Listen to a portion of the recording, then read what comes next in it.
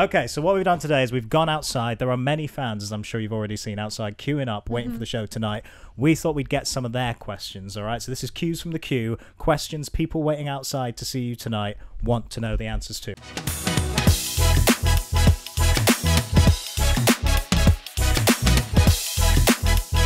Hey guys, James Wilson-Taylor here for Rock Sound. Backstage in London today, Paris doing a headline show, and Lynn joins me now. How are you, Lynn? Hello, I'm good. How are you? Good. Nice to see you again. Nice to see you. Welcome back to the UK. We'll say first off.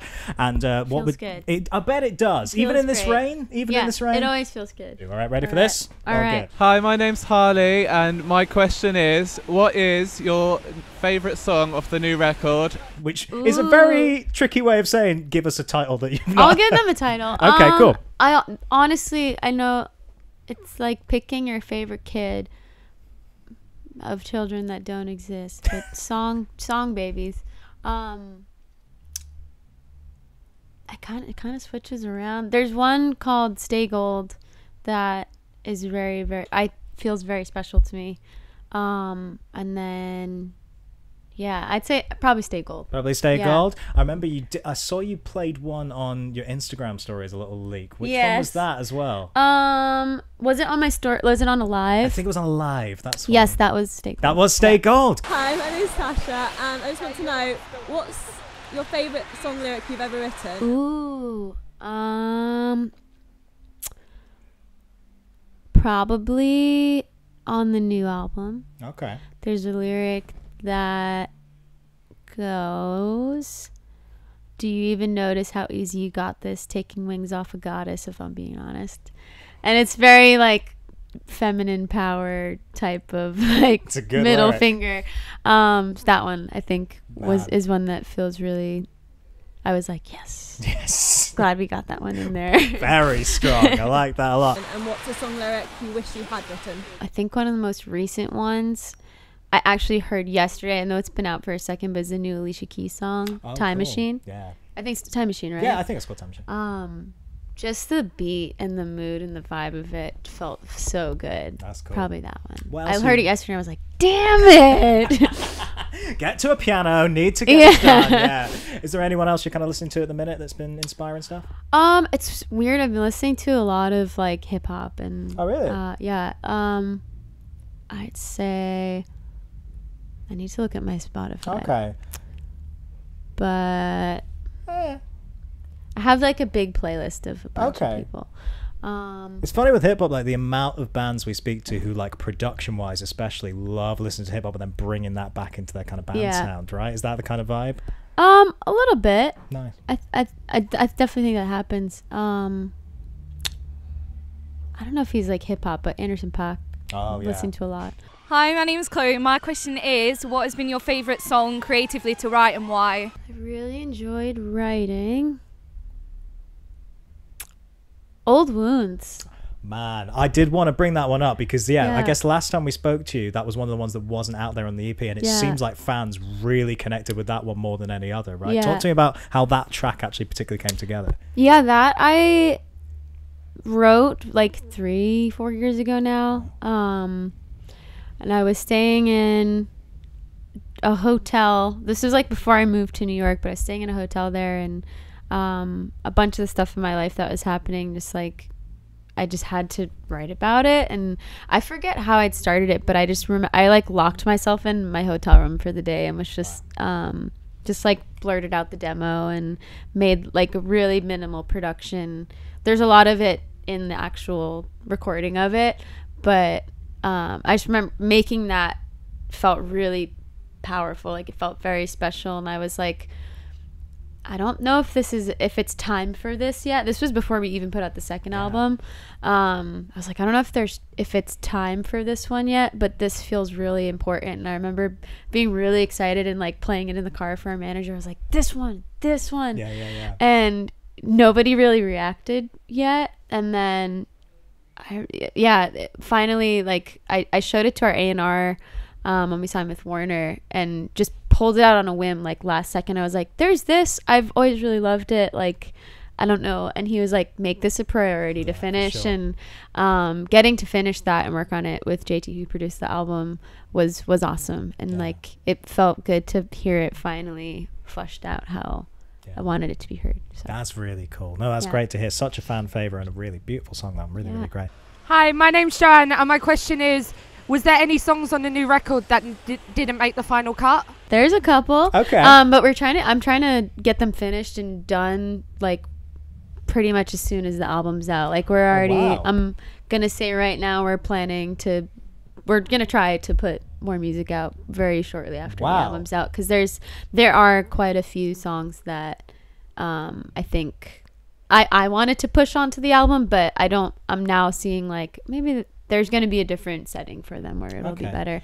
But there's one called Madonna and there's one called Blood on My Hands that I'm really stoked on. Blood on My Hands is a brilliant title for a PVRIS song. That is such a good dramatic title. I love that. So do you think, like, once the album's out, do you think maybe another EP, standalone singles? Like, how do you see it working? I'm not sure how we're going to do it yet, but there's at least like 3 or 4 locked and loaded. Cool. Like, that's awesome. Ready to roll. All guns blazing, but straight on with more new music. That's really cool to hear. Oh man, that's really exciting. I like went through a really weird creative rut in the last year, and like ironically making the album, but we caught a lot of lightning in a bottle with it. Where it's like yes. Brilliant. And then a lot of like no.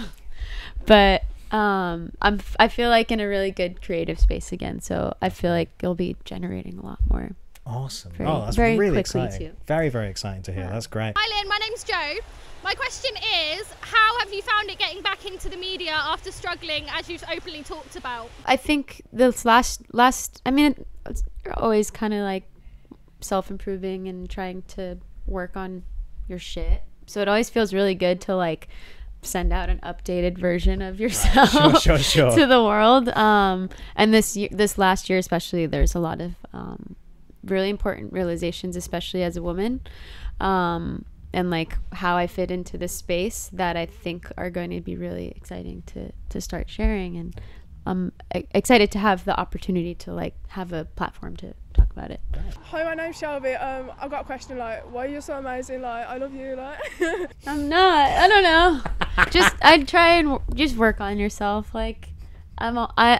In my head, I'm like, you're an idiot. Like, you got a long way to go, kid. But I don't know. I don't feel that. Let me give you a follow-up then. I guess some reason someone would ask you that is because they've clearly connected to you and connected to the music and connected to the band as a whole. What do you think it is, especially now, that keeps people coming back? Like, I don't even know. How do you define that connection you have with your audience? Because it really is so palpable and kind of intense. Yeah. I think continuing to have that and like finding ways to keep that very like a big focus. That's kind of like why we're doing this tour right now. It's like smaller rooms, right? Just to kind of like be like, yo, we're here. You're right there. We're connecting. I always want to make sure we're tapping into that. It's really important. No, it's nice to see. It really is. Hi, I'm Marissa, and if you had an hour left to live, what would you do? Oh my god.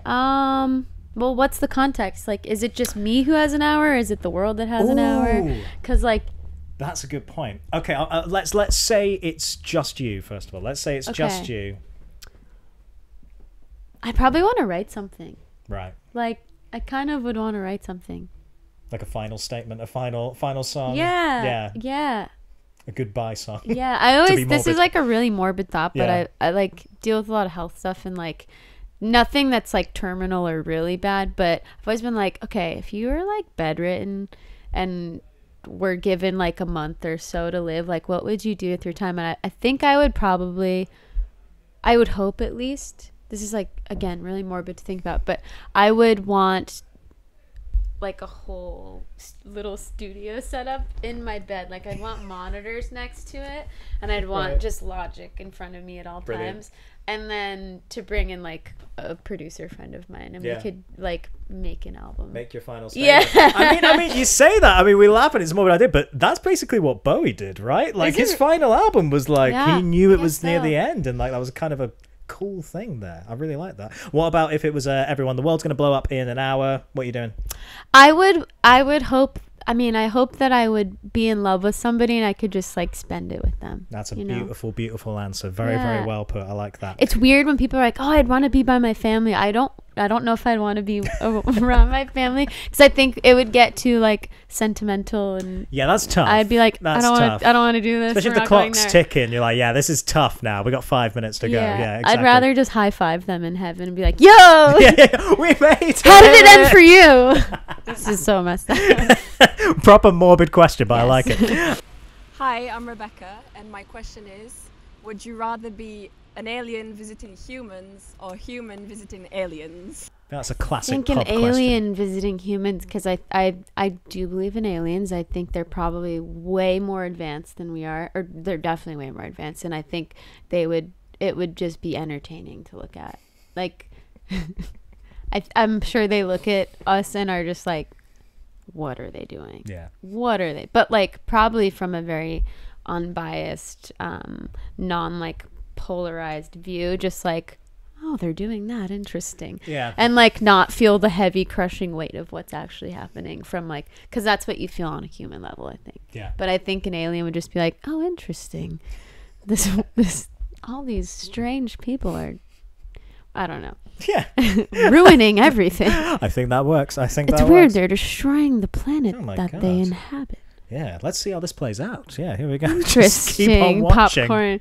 Yeah, legit. We're like their entertainment from afar. But it could be good to go to a human and go to an alien planet, because then it would maybe inspire people to change. There is a beautiful sentiment. How would we get a beautiful sentiment out of a crazy pub-based question like that? Know. That's like pub chat, that question, but it worked well. We brought it round, made it deep. My name's Amber, and I'm wondering, what is your favourite Florence and the Machine song or album? There's a few.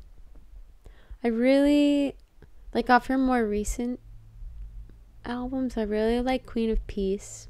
That's been one of my. I really like Witch too. It's like a not a B-side, but it's like a bonus track. Right.